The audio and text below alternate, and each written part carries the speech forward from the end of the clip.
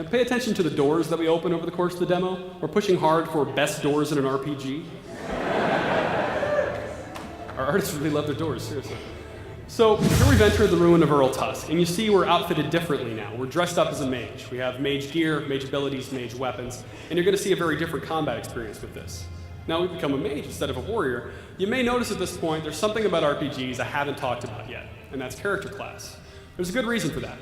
Reckoning handles character class very differently than any RPG before, and part of that ties into the story. So you saw at the beginning, we've died and been brought back to life. That's a pretty big deal in and of itself, but it also has some interesting side effects. Everyone in the world of Amalur has a very specific fate, a destiny that ultimately ends in death. Because you have come back from death, you have no fate, you have no destiny. You are torn free from the tapestry of fate and can choose your own destiny for that reason. And in the game of Reckoning, your destiny is essentially your class. So in most RPGs, you start the game off, you have to immediately up front decide what class you're going to be. The single biggest gameplay decision you'll ever make. And I hope you make a good one, because 50 hours down the road, you'll have to be enjoying that experience. We really didn't want to do that with Reckoning. We wanted to let you make more informed decisions. So instead of that approach, we let you, over the course of the tutorial, which you saw a little bit of earlier, try each of the major playstyles in the game, get a feel for them. When the tutorial's over, you level up for the first time, and that's when you get your first destiny. We'll see how that works now.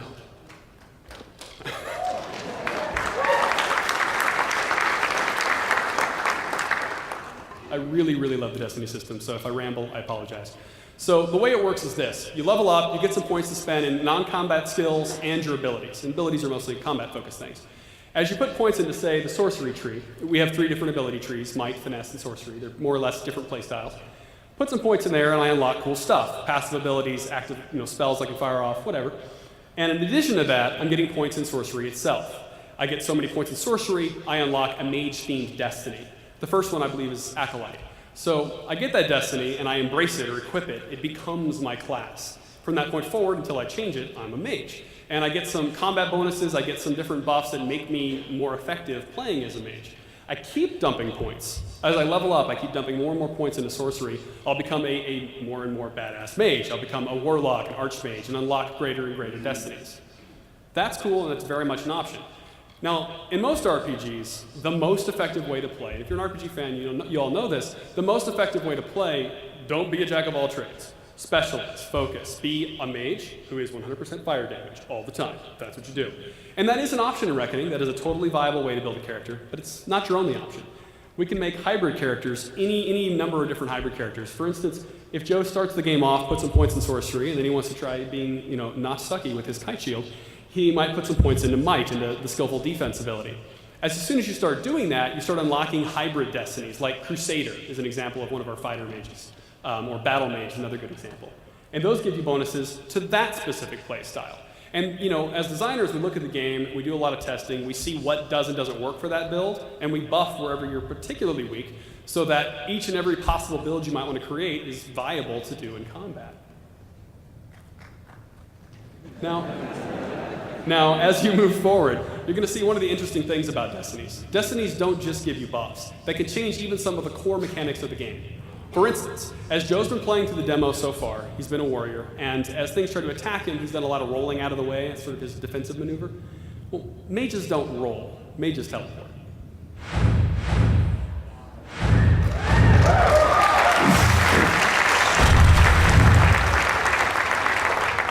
Now, the teleport, aside from just looking and feeling cool, is functionally different from a roll, because it actually does traverse the space without going through the area in between.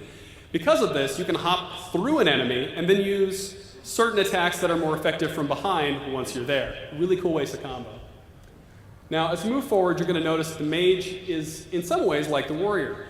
A mage traditionally in an RPG, he's a glass cannon. He can do a lot of damage, but if he gets up close and personal, he's going to become very sad very fast.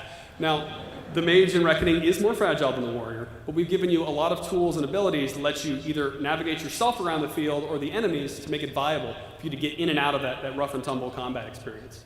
You'll also see, as Joe uses one of the mage weapons here, the Frost Staff, that the mage weapons have just as much depth and flexibility as things like the sword or the hammer. The same number of special attacks and unlockables and just cool things you can do to get through the fight, as well as, of course, a suite of their own abilities. We'll see that now.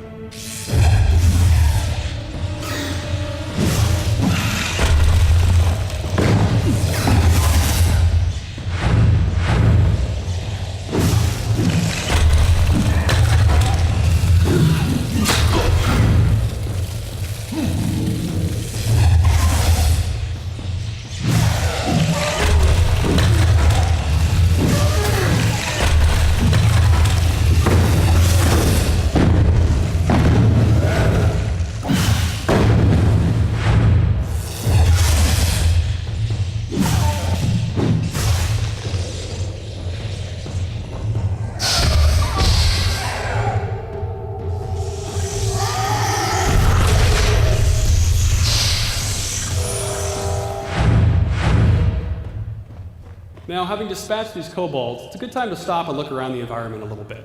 As I mentioned, this is an Arathi ruin. It's very, very old. And one of the interesting things about it is at one time they housed an entire civilization down here. And here's a case where as you look around, you can see our environment artists have made this huge labyrinthine experience so that even indoors, you get a sense of scale and scope and just how big the world is. And it helps sell that fiction, helps sell that there was an awful lot of people down here at one time. And that's, again, trying to make the world feel real as RA has really pushed hard. Before the next fight, this may also be a good time to point out, especially to those of you who played Oblivion, no, we do not auto-level our enemies. We do not do that.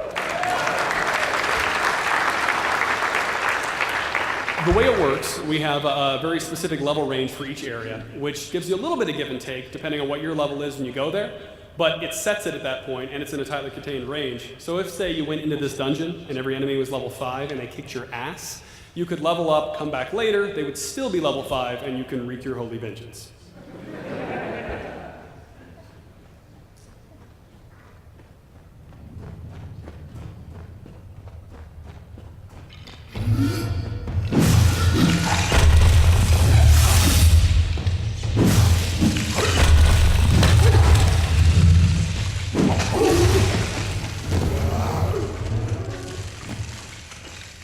So a couple things to point out before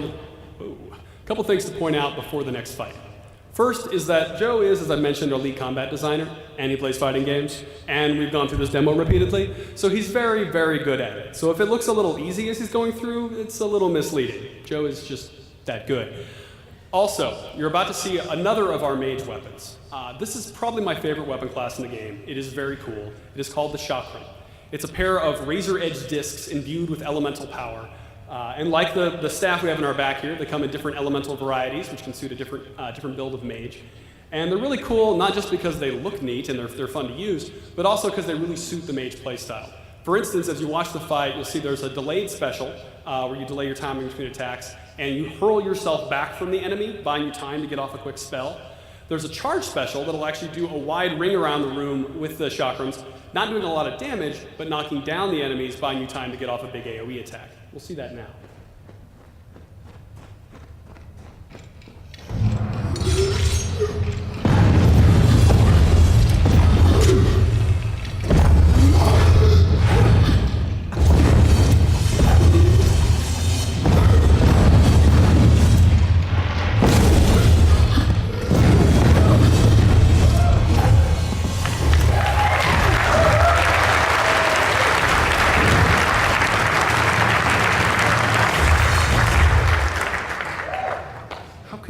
Love that. Look at that.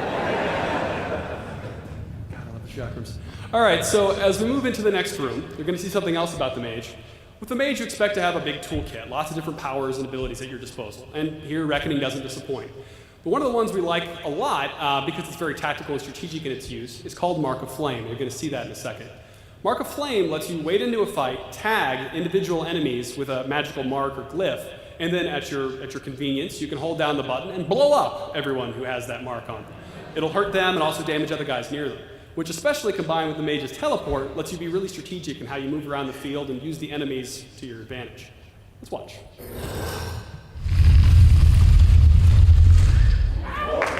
See? You see?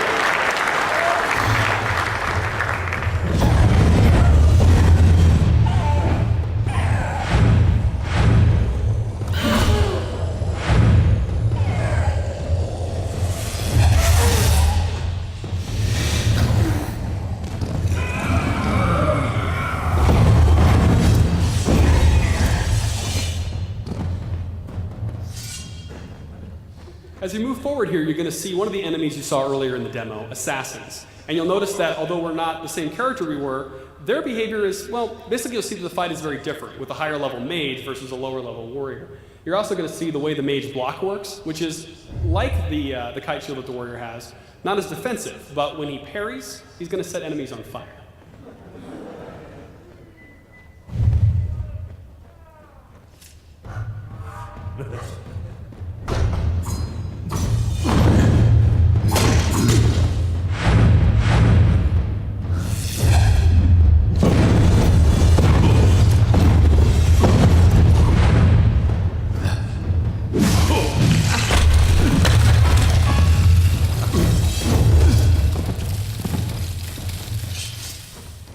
may also notice here in the future fights that just like the melee weapons, you can seamlessly switch between that staff and the chakrams in the middle of attack chains.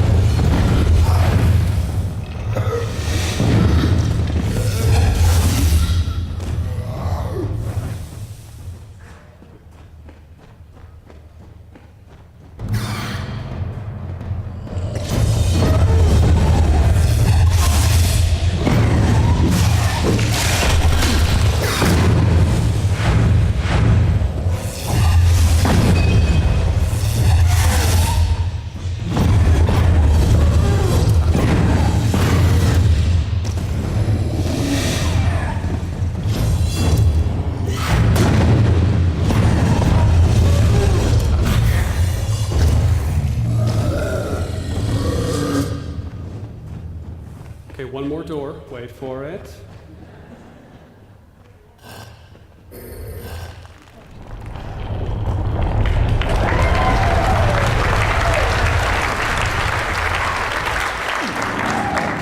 Now, something you come to expect from a mage in an RPG is that high-level, high-damage AoE spell where you rain hellfire from the sky and clear out a room.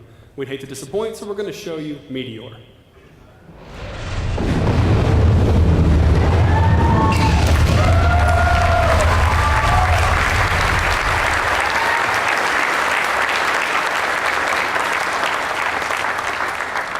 So now we're entering into the last room of the demo, and there's a couple cool things to see here. First is that, as I mentioned, this is an Arathi ruin, and a little bit of that history shows through here. Despite the millennia that separate us from when it was abandoned, you see the beating magical heart of the ruin is still very much well. Also, you're going to see another enemy type just up ahead, the Prismere Troll. Now, the Troll isn't a full-scale boss monster. Actually, it's like a variation of this guy right here.